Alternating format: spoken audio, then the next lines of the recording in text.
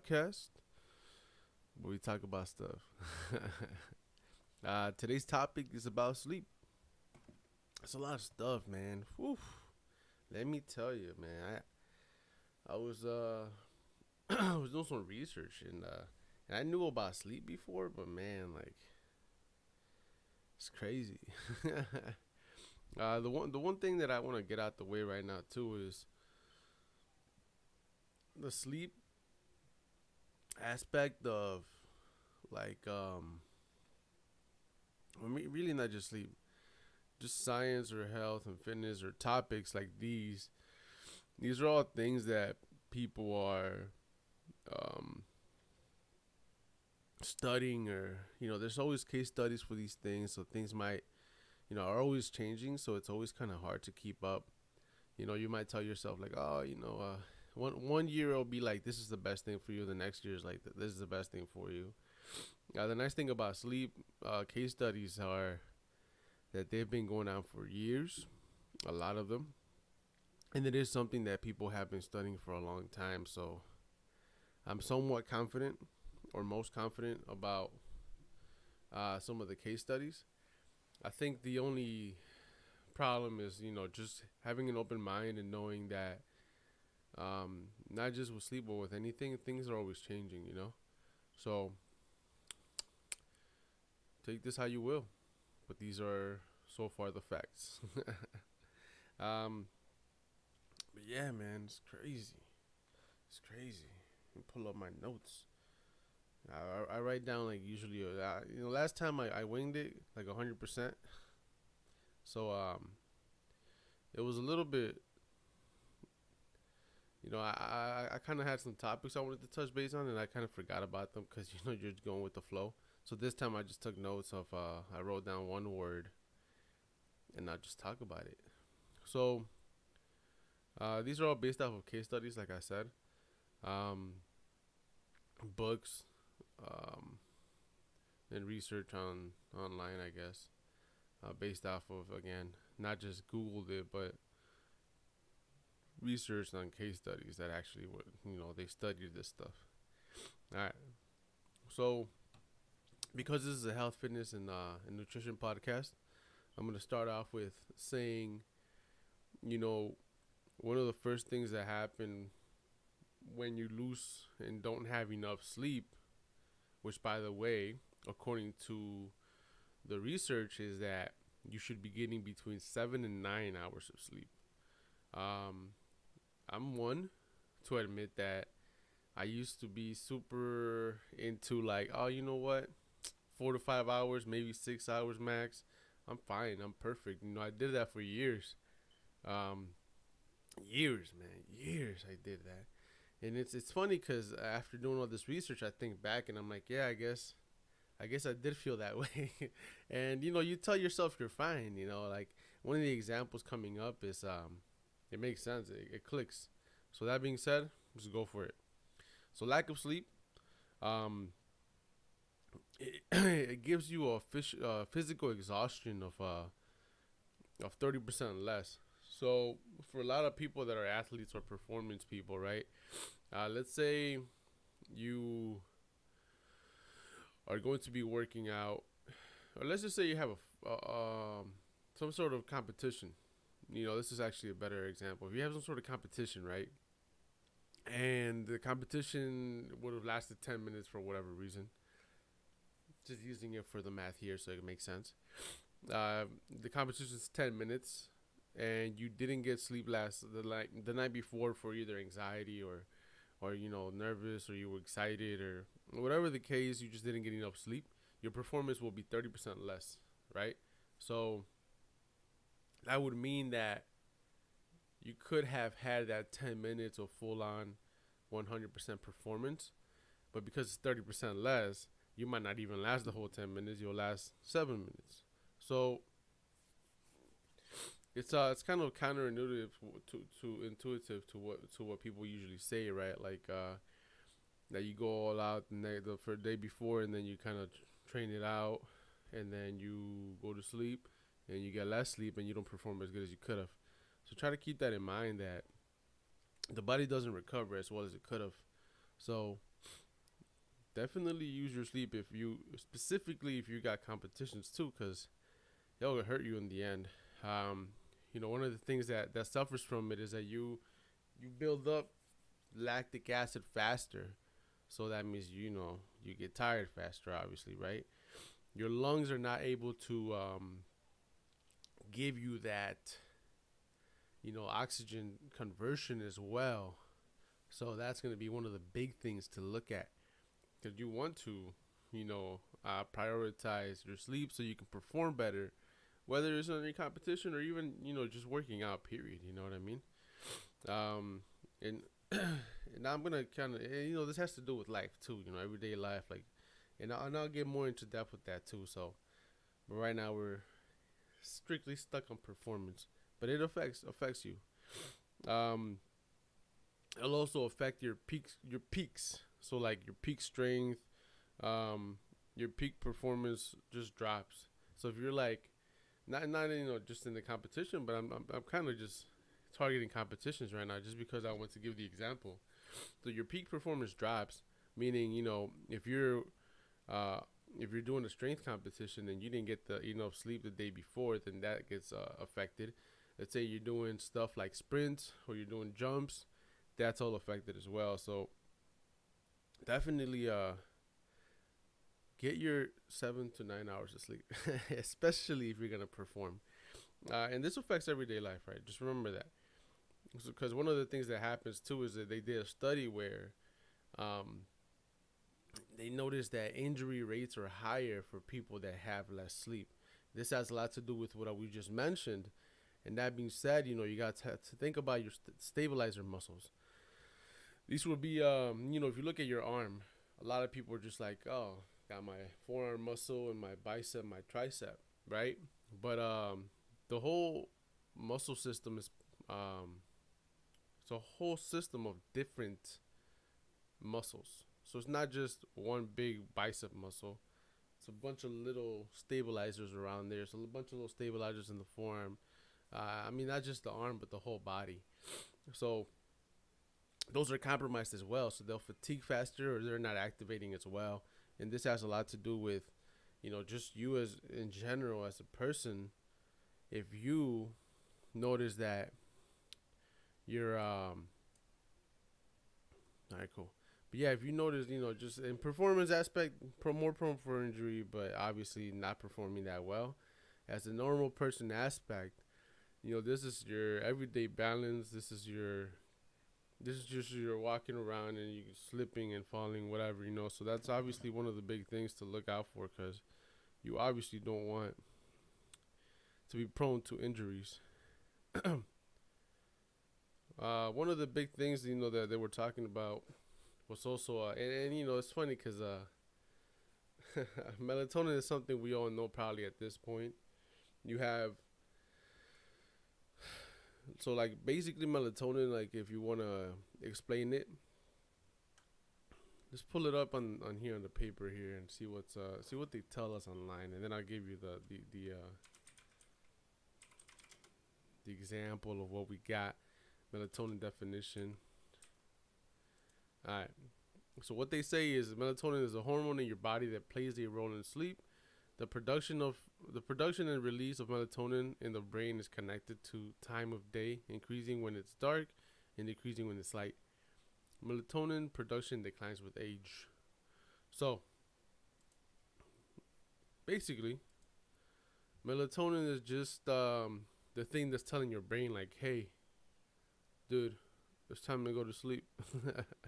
So, like I said, it declines with age. So as people get older, they might need to take a supplement or whatever the case. But one thing I did want to talk about with melatonin is things that increase it naturally, right? Or things that will kind of activate it.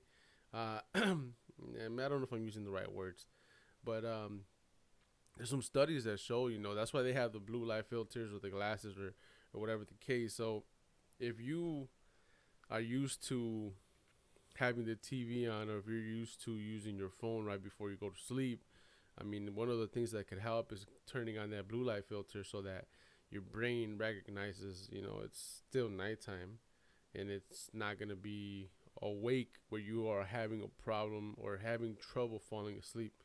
The other thing that people don't think about is their house lights. So basically, sometimes I'm not gonna lie, and it's true. It's so true. There's days when I'm hanging out with my kids, at nighttime, and that electricity bill, man.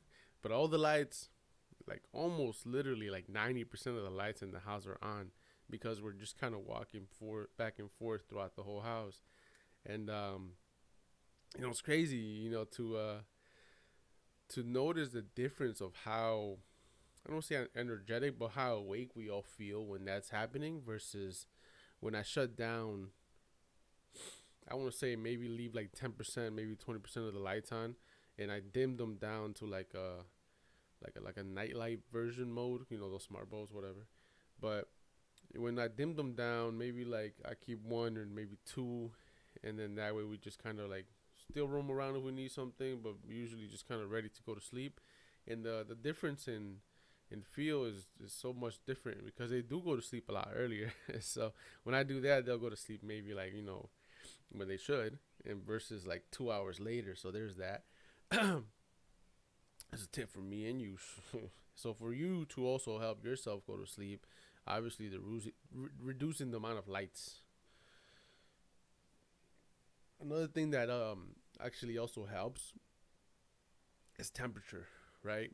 So the cold helps your body feel like it's time to go to sleep. I'm sure you've heard about that before, but just try to kind of either keep a low temperature, which a lot of people don't, neither do I, or the other thing that helps is hot showers. And I say that because the studies have shown that when you take a hot shower, your face is flushed, your body's flushed, and you notice that little warmth. So basically, what's happening is the temperature is going to the outer layers of your body, so literally out. And the internal core temperature is the one that is actually cooling, so you still get sleepy off of it. That being said, take a hot shower before going to sleep so your internal temperature gets cool and you can sleep better. Those should help, those should help with a little bit of temperature control. I mean, back in the day, I think that they kind of try to tie it to the fact that, before there was no like clocks and all that stuff like we have right now, where you can pull it out, see it, and be like, all right, cool, because all they had was just dark. It's time to go to sleep. It starts to get cold. It's time to go to sleep because it starts to get cold when it's nighttime. So keep that in mind if you're having trouble going to sleep. Increase your natural melatonin. They mentioned too, like for people that take melatonin on the daily, um, they're saying that it might not do much of anything, but if you feel like it's helping you, keep taking it. You know what I mean? It's one of those things like why fix something that's not broken type of thing. So if you take melatonin every day to go to sleep, go ahead, take it. If you think it's helping you falling asleep, what is it, the placebo effect or something like that? You do, people as you age, and get older, it does start to help because it decreases as you get older. But they're saying like for kids and like people our age, it might not do much of a difference. So definitely look into that. Check it out. Like kind of just if you're doing stuff like that, taking melatonin, keep doing it if it helps.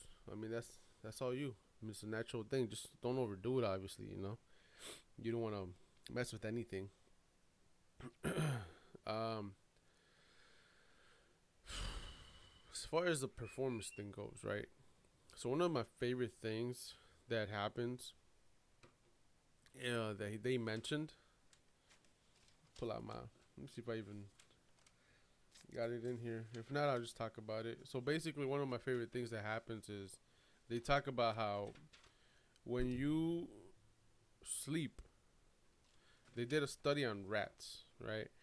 Basically, these rats, they every time that they did a, let's say, a maze.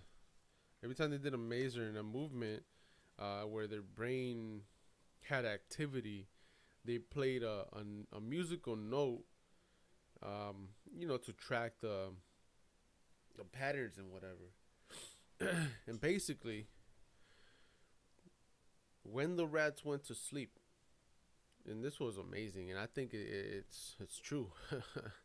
This was amazing. So when the rats went to sleep, they realized that the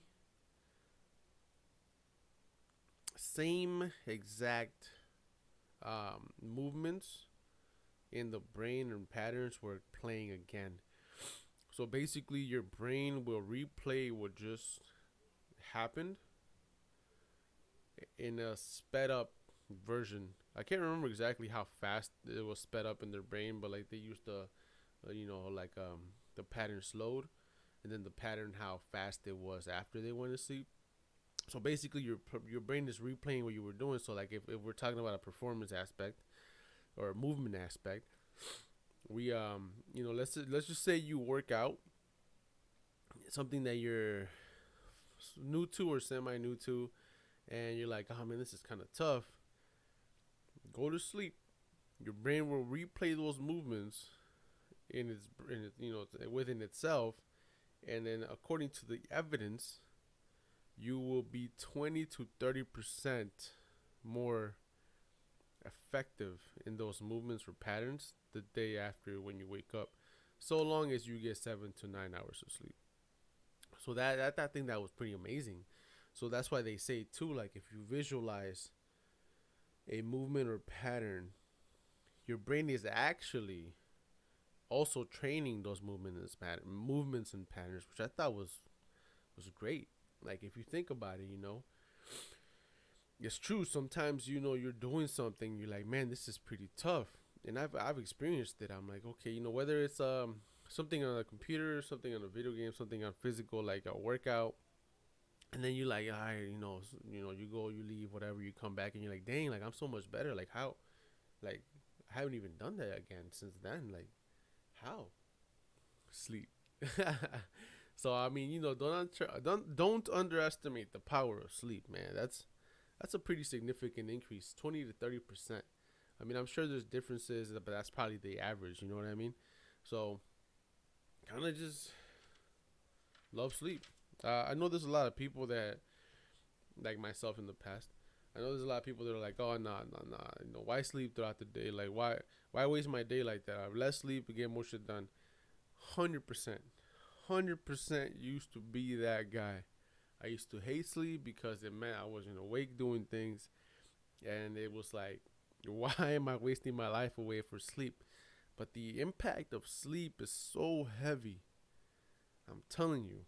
Let's keep talking about it. So, some negatives, right? There is a direct correlation to sleep in Alzheimer's. So there's evidence of like older presidents or older people, public figures that kind of advocated no sleep, and they bragged about how little sleep they got. Coincidentally, it's the word I'm using now because they weren't studied, but coincidentally they all ended up with Alzheimer's. Um, so anyway, so the study showed that Alzheimer's is directly correlated to sleep because there is. See, take my notes right here. Let me see. It's a lot of stuff tied up out here, but they are directly tied. I believe there was this. Let me see. There was a specific hormone. It's a lot of stuff too. All right. Well, we'll get to it. We'll get to it eventually when I get to that part of my notes. But yeah, that's just the evidence for Alzheimer's. But it's also, and I'm gonna we'll circle back to this because I'm gonna try to find that hormone that it affects. But the other thing it ties to is cancer. Specifically, cancer from the bowels, the prostate, and the breasts is what they tied it to. One of the things too is that they mentioned, and it's true, At my old job, one of the trainers, shout out Rob Bill, one of the trainers was talking about how we all have pre-existing things, right? So think about a bucket, and that bucket is filled with genetics and pre-existing things. Like for this example, let's just use cancer cells. There's cancer cells there. We're making them every day, and the way we eat, exercise, sleep affects all this stuff, right? So the bucket, you might never get cancer if the bucket is sustained, but if the bucket gets overfilled with all these toxins or cancer cells in this example, then it'll overfill and flip a switch, which means that activated your cancer. So in this example of the cancer, right, when you get less sleep, you have less of the immunity. Um, so you have less immunity. So your body's not fighting off those cancer cells as well. So those cancer cells are overpopulating and building up more than your immune system can keep up to fight them. So that's and that's just not just with cancer cells. That's just period. That's just period with immunity. Like if you get less sleep, you're building less immunity. Let's call them cells.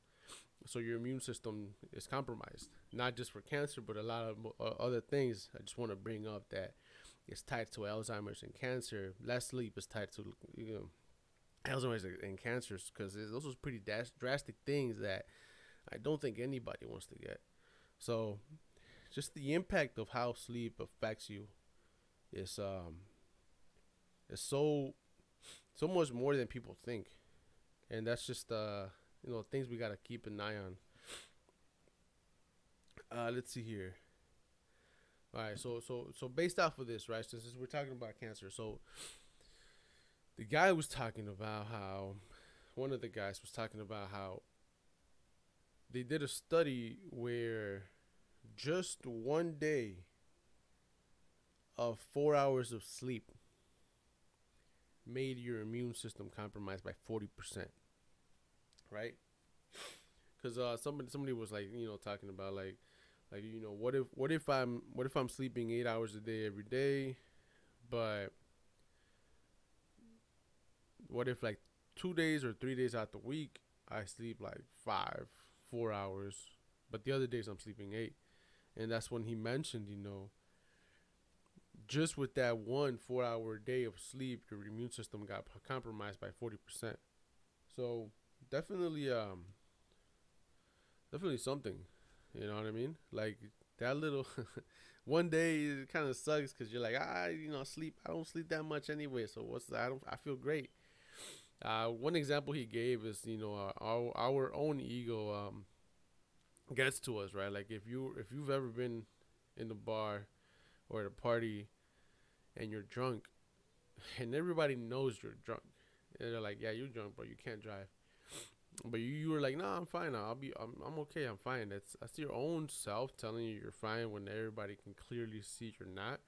And even you may be telling yourself like, I'm okay, but I'm scared because I'm not okay. You know what I mean? So it's one of those things that you yourself, there's studies on it that, people are like, oh, I'm that person, but nah, man, you're not. It's all good. But yeah, we all grow cancer cells every day, which is the crazy part. Um, but that less sleep is gonna be the thing that lowers that immune. Let's see. All right. So basically, somebody else mentioned too about fragmented sleep, because that's it's kind of what I just said right now. They were saying, can you sleep? What's kind of different though actually. Somebody was saying that your sleep doesn't get made up. So if you sleep 4 hours in the morning and then 4 hours in the afternoon, it's not gonna equate to like the same 8 hours. There's studies on that too though. Like I've seen other studies that say like as long as you sleep a 2 hour increment where you're actually sleeping. It counts as a cycle. Uh, this is where there's a lot of research and there's a lot of different opinions on this. I would just use your best judgment. um, they do say that naps do help and make a increase in performance and other things, but I don't know if you should be cheating your sleep. You know what I mean? That'd be fantastic. I don't know. Maybe, dude. I don't know. I don't know. That could be a truth to that. For all I know. Uh, yeah. So I used to work third shift, and people, you know how they say like, oh, I used to work. I don't know, maybe for 2 years, and people used to say like, oh, third shifters, their health is lower, and you're like, really, I feel fine, but really thinking back, I was tired all the time. Even if it was after 2 years, I was still tired all the time, dude. And they say it's a car- carcinogen, but yeah, it's also a factor towards cancer. So like, it sucks, but like it's just the lifestyle. I think is the biggest thing. I don't know if that it's necessarily the time you're sleeping, but how you're sleeping, right? Because I don't think you truly get, unless you're like literally single, shut all the windows down, and have no interruption for your sleep. Like unless that's the case, like that might be the only thing, and you eat healthy as you would if you were first shift, and have a moderate exercise. I think you'll be fine. But I think just the lifestyle itself is what affects. Because it is true, man. I remember getting off of work. I remember being at work and everything's closed, and you can make your own meals or have a quick snack, and then you would get home in the morning and either go drive by and get something or come home and eat. And it's a mess, man. It's weird. It's weird, man. Let me tell you. And another thing that happens too is leptin drops and ghrelin higher, which is with less sleep. These are the things, and this is why they kind of mentioned too the whole third shift thing might get affected by this. They talk about, so one of them. Let's see. The leptin and ghrelin are basically the things that tell you like, hey man, you're hungry, and the other one's like, nah, I'm full. So when they shift, you're always hungry, and you tend to eat more empty carbs and less healthy things, and then you tend to overeat because then your body thinks you're just hungry all the time. So that being said, sometimes when you get less sleep, you basically are just always hungry. And I can attest to that actually. There's days when I get less sleep and I'll eat perfectly fine. And then I'm like, dang, man, like, why am I still hungry? Like, I just ate. And then I might get something else because I'm like, like, I'm so freaking hungry. Like, I don't know why. But that's because your hormone is just telling you, like, hey, you didn't eat, dude. You didn't eat. Which is what happens too with fasting, right? I fasted in the past for 5 days. I think I mentioned this before. Not intermittent fasting. They don't have any research on or much research on intermittent fasting yet, but long prolonged periods of fasting. And I'm talking about like in the 2 to 3, maybe 4 day range. It's where your sleep is terrible. You're definitely super hungry. I remember like the third day I would be so hungry, bro. So hungry because your body's increasing that. Cause it's like, bro, you're starving, dog. Like you gotta eat, and your sleep is worse because it just your body's thinking that you're in starvation mode. So, thinking back and in the society from back when, it's telling you like, hey, you gotta stay up so you can go find and gather some food. So it's not letting you sleep well. You're basically in a starvation mode where like you're always hungry, and then that's that.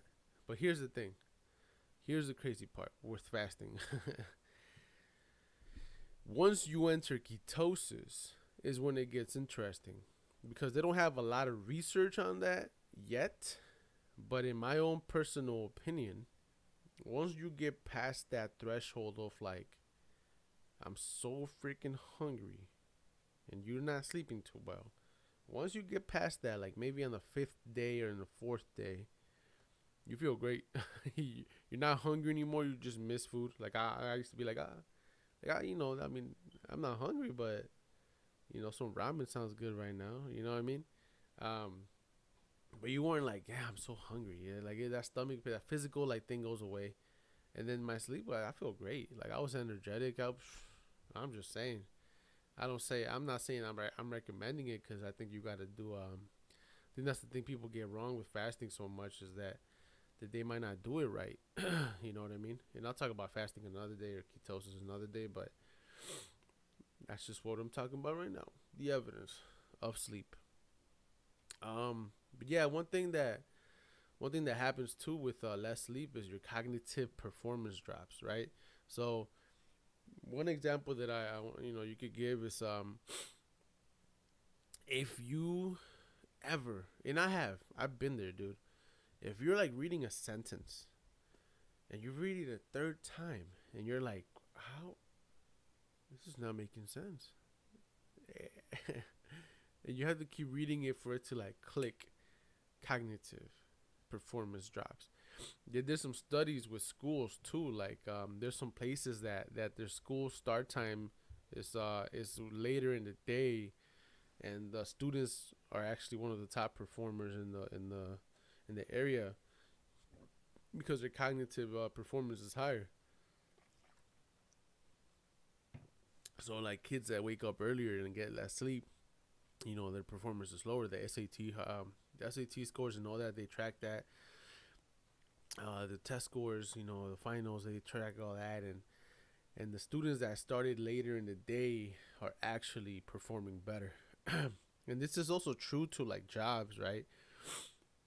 There's some countries or some states or some places that have a later start time, and their employees perform better than they would when you start like at 6 a.m. or 5 a.m. because you got to wake up like at 3 or 4. You know what I mean? So, cognitively and physically, you're impaired with less sleep. There's one study that showed that if you go 20 hours, that 20-hour mark is when you start to drop,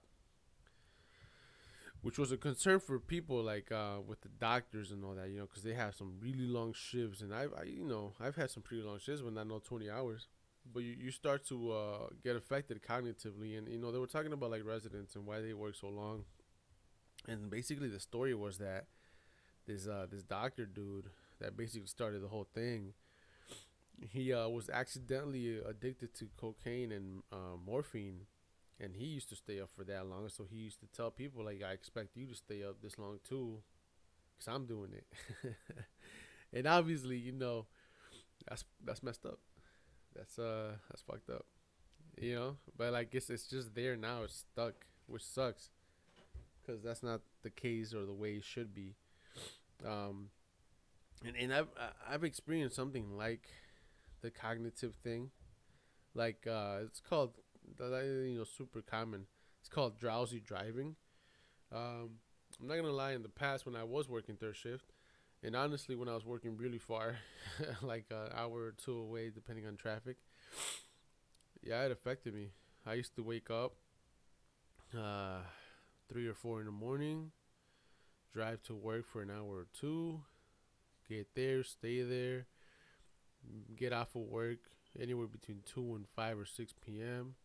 Get home anywhere between six and 8 p.m. And on my drive to work and home, I was so tired that I would wake up to my car swerving. You know what I mean? Like I would wake up to me hitting a bump. Thank God nothing ever happened. Whew, sucks, man. But I'm sure I'm not the only one that experiences this. I'm sure you've driven one time in your life and someone next to you, they're sleeping in their car because they're just parked, like in the red light or something or a stop sign, and they're just sleeping, which sucks. It breaks my heart, but it's just the way society's set up right now.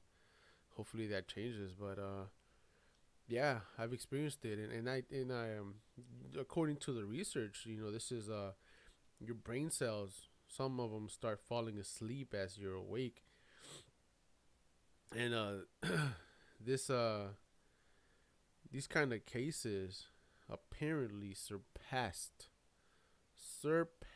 suicide in deaths. So this drowsy driving has caused more deaths than suicide, which is just mind blowing, because you don't think about that. You don't think like, oh, cause of death, people were sleepy driving. Like, it's scary. It's scary to think about, and it's happening more with like students or like people that are going super early to work. But I know it's a big chunk of students too, which is even more heartbreaking, cause like, she. But anyway, just kind of giving you a little more insight of like why sleep is so important. Um, they also mentioned too, like, if you are eating a higher carb diet and a lower fiber diet, it's gonna affect your sleep. Um, so definitely try to, just like I said 2 days ago with the carbs, eat carbs, but not high amounts. Eat fiber to supplement your carb fibers, so your carb calories or whatever. Definitely try to eat a little healthier, man. That's gonna help your sleep for sure, 100%. So many things that affect sleep, and a lot of things that affect the stress in the last podcast. So go listen to that. Are gonna also affect your sleep, which it sucks to say it, man. I mean, it's like a whole interlocking system of like, and I don't know why it would suck to say that. Your whole body is a balance of things. So as long as you're taking care of everything, you should be fine in everywhere. And it's somewhat the case. I think health and healthy is a little bit distorted, because when we think about these things, you might think about somebody like, I used to work at a corporate wellness thing where I would go to like corporate offices and do like nutritional consultations and all that, or um, blood work and all that. And some of the people, you would get their blood results, and then you would look at them and be like, man, like, you're so ripped, bro. You're so ripped that, like, how are you so unhealthy internally? You know what I mean? And that's one of the things that I'm saying. Like, health is so distorted. Health is not aesthetics. You know, I've always had a big thing about that. Like, I've always been in the bigger side of like fat wise. In like my body fat percentage, but like my internal has always been healthier than most. Even like that's the thing. Like you don't have to be ripped, and you don't have to have six packs. You don't have to have like big muscles, to be healthy. Like, that's just aesthetics. You have to have fat in your body, not a lot, but you have to have fat. You have to eat a balanced diet. You have to eat clean things. You know what I mean? That's why one of the things people are like, oh, I eat whatever I want and I'm like ripped. Like, yeah, but how's your sleep system? How's your hormones? How's your stress hormones? How's your cardiovascular health? You know what I mean? And these blood works, they'd be like, "What? I'm so healthy though," and I'm like, "Well, what do you know? How's your diet, bro?" You know what I mean? So that's one of the things. Just keep in mind that health is not always what you think it is. You know what I mean? Being healthy is not always just looking apart. So keep in mind that. Keep your mind on that. So one of the things that was mentioned too is a prefrontal cortex is also it shuts down as the more you lack sleep, right? So the prefrontal is like basically the thing that keeps our, like, the sane part of us. The logical part of the brain that lets us know logic, and everything else is like creativity, whatever. So that starts to shut down, right? So that's when people start to hallucinate, or start to make irrational decisions, or they're more angry faster, or they're that's I'm sure you've experienced that. When you get less sleep, you're crankier, you're just like, like, everything, nothing really makes sense, and you're just like, because your prefrontal it's shutting down, so there's that. Like, kind of just take care of your sleep, man. It's important stuff. Uh, one of the things I kind of mentioned a couple seconds ago or a couple minutes ago was the cardiovascular. I know I've been talking about Alzheimer's and cancer, but cardiovascular is one of the craziest things that has been studied. They basically said, hear me out. They said they've studied the daylight savings hour, right? You know, we all get that. We all been through that 1 hour of like less sleep or more sleep, 1 hour lost, 1 hour gained. When they take that 1 hour away of sleep and people are sleeping 1 hour less, heart rate attacks increase by 24%. Or heart rate, did I say heart rate? Heart attacks increase by 24% in that 1 hour, bro. The 1 hour. And when we get that hour back, they decrease by 21%. You know what I'm saying? So like that 1 hour in the 1 hour in the daylight savings time increases when you lose the hour of sleep. It increases heart attacks across by 24%, and then when you get that hour back, it decreases by 21% within that 1 hour. That's how important sleep is. It's ridiculous. It's crazy. It's crazy. It also contributes to like chronic inflammation. You know what I mean? And chronic inflammation again cycles back to sleep and then cycles back to stress. So, you know, and then chronic inflammation is not just like, oh, my joints are achy. Like, it affects so much, man. Like, I could just keep talking about chronic inflammation, but I don't want to make the podcast too long. It's just crazy to me that happens. You know, I mean, whew. And one of the last things I want to talk about too is basically just summing everything up, right? We talked about Alzheimer's cancer, and the heart health, cardiovascular health, I should say. Um, when you're sleeping, your body has a sewage system that basically eliminates a lot of these toxins or contaminants or metabolic system. Basically, it cleans out all the negatives of all the things that we just talked about. So the more you sleep, the more your body's fighting off all these things. And I'm not saying sleep like 12 hours either. I'm saying 7 to 8 hours. 7 to 9 hours.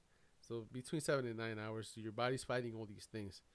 Not just that, but just to sum everything up. One, your performance increases by 20 to 30%. Movement and cognitive. If you don't sleep, it decreases by 30%.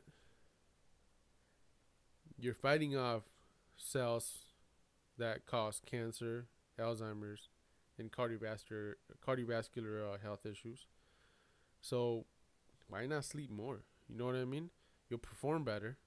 You'll be physically better. You'll feel better, and you'll do better.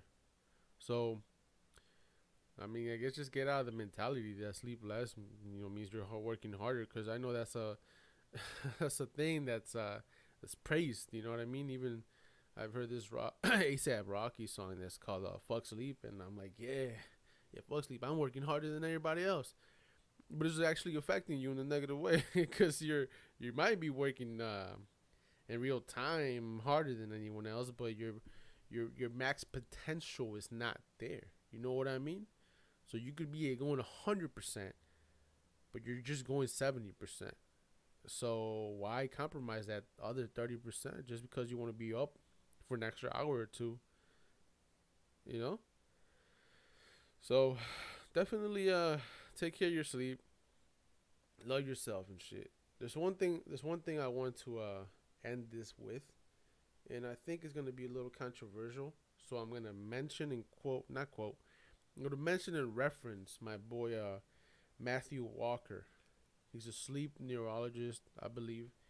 He has some of these case studies, or he has a book too that he wrote. I don't know him personally. I just I researched the dude. Basically, he was talking about how if you take a kid to a pediatrician and you tell them like, hey, um, my son or my daughter has reduced alertness, impulsivity, can't concentrate. His memory and learning is a little off, and his behavior is a little off. Like, what would that be? You know what I mean? And he was like, well, you would think that kid has ADHD, which I mean, honestly, a lot of people like. I think I've been, scrolling through TikTok, and a lot of people are like coming out ADHD or like I have ADHD, and 100% not taken away from ADHD. I think that's a fact. Like people have it, that's what it is. But his point was, there's a lot of kids that that you take things away that cause sleep problems. So one of the examples was tonsils.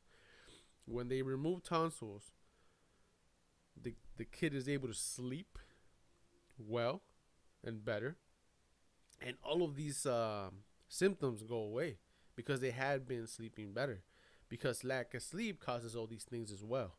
You get what I'm saying? So like the symptoms are all the same for ADHD and lack of sleep. So like once they took away the tonsils that kept them from sleeping, let them perform better, or let these symptoms go away. So some of the cases were not ADHD, but it was just lack of sleep. Another thing they were talking about too is again, not taking anything away from the ADHD, because I think that's super, it's real, it's there. But one of the things he was talking about is like we should look into medication for these ADHD kids because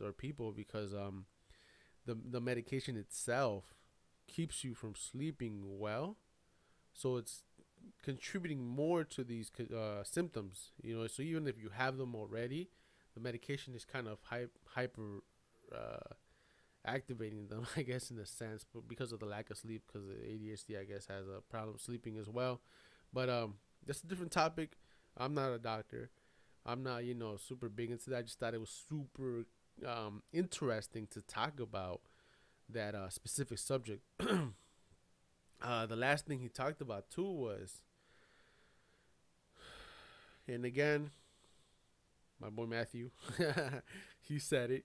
He went through his whole like legal team and all that. So I'm just saying what he said, that you should try to stay away from sleeping pills because they are a very high cause of death and cancer.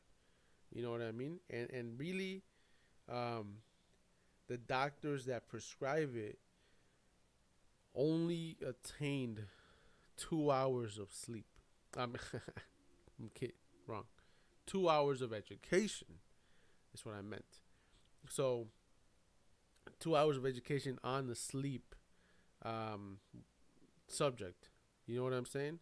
So one of his biggest things was like, I think that they should study it more, and we should look into that medication, because why is it that a sleeping pill is causing more death and cancer when it should be helping you? And why is it that these doctors are only giving 2 hours of education on the subject?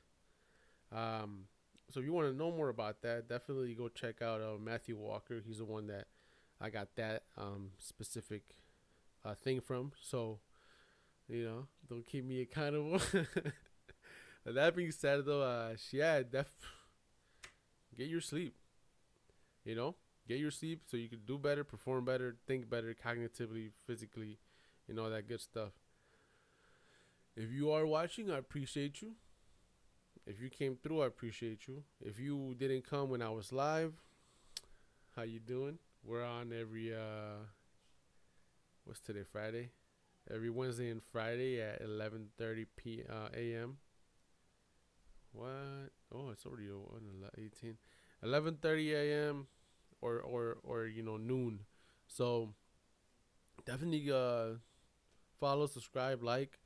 That way you can be notified when I'm on, and we could talk about some stuff. If you guys listened to this and you want to hear about another topic that you have an interest in, let me know. Send me a message or comment, whatever. and I'll research that topic as best as I can, and we'll talk about it. So that was great. Thank you for stopping by. And as always, I don't have a slogan for the end. So yeah, we'll think about it. If you got any ideas, hit me up. But I'll see you tonight at